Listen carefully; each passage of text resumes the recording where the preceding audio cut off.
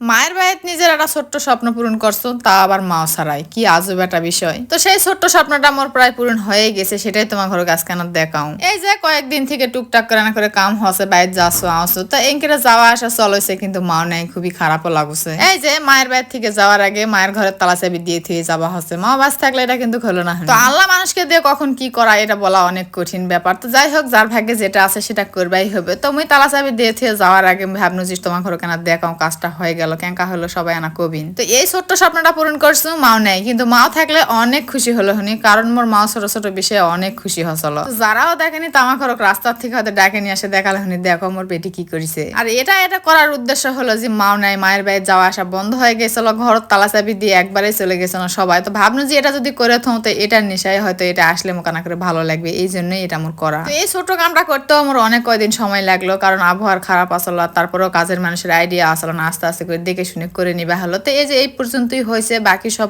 সাজগোজ নেপা পোছা ঝাড়ঝাটা কিছুই হয়নি। তো আপাতত ইনকা করেই থাক, আবার কাল থেকে শুরু হবে কাজ। তো আস্তে আস্তেই করি, এলাকার যেহেতু সময় লাগবে, আর যেহেতু মোর বাড়ি এটে নয়, একবারে আসে থাকবা সালামি পারবো আসো না।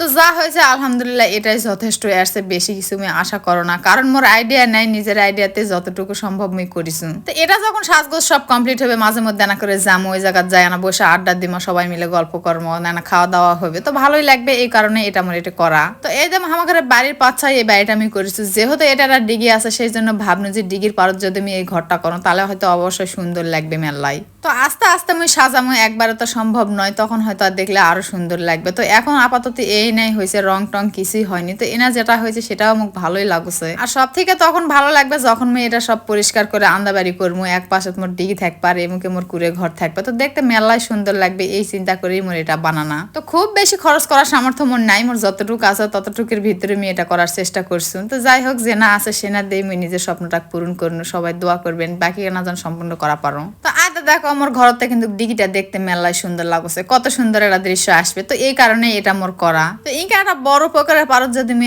ছোট্ট করে ঘরত বসে থাকে আন্দাবাড়ি করো, তাহলে কতই না সুন্দর লাগবে। তো যখন সাজগোজ কমপ্লিট হবে তখন যদি তুমি আন্দাবাড়ি করো তাহলে মেলায় সুন্দর লাগবে। আর দেখো আয়দার ডিগি হাঁস ঘর হচ্ছে, কত কি না খুব সুন্দর দেখা যাচ্ছে। তো এই ডিগি সারা ধারাত কত গাছপালা, সাথে কলার গাছ সুন্দর করে লাগা থইছে, আর সাথে আয়দা মোরা না ছোট্ট আনা খেরের চুলা পার। তো এই চুলা পার বসে থাকে আনতে কতই মজা লাগবে। তো মুই এখনো চুলা টুলা ফেলা পারোনি, তো কালকা যায় চুলা টুলা ইনশাল্লাহ ফেলামু। তো সবাই দোয়া করবেন, মোর ভিডিওগুলো সবাই না করে লাইক কমেন্ট করবেন, শেয়ার করবেন, আর মোর ভিডিওটা কেঙ্কা লাগছে অবশ্যই না করে কমেন্ট করে কয়ে যাবেন। তো এইখানে ছোট ছোট স্বপ্ন পূরণ করা পারলে মেলাই ভালো লাগে। তো এই স্বপ্নটা পূরণ করার পিছনে পুরাটাই মুই নিজেই। তো এলাকাম কিন্তু নিজে সুন্দর হয় না, সাথে যদি কোনো বেটাসেল মেটাসেল থাকলে হনি বড়, তাহলে হয়তো আর না সুন্দর হলে হনি। তো মুই যতটুকু আইডিয়াতে পারছো ততটুকু দেখে দিছো, সেঙ্গা করে মুখ এটা করে দিছে। তো যাই হোক, যতটুকু পারছো এতেই মোর আলহামদুলিল্লাহ।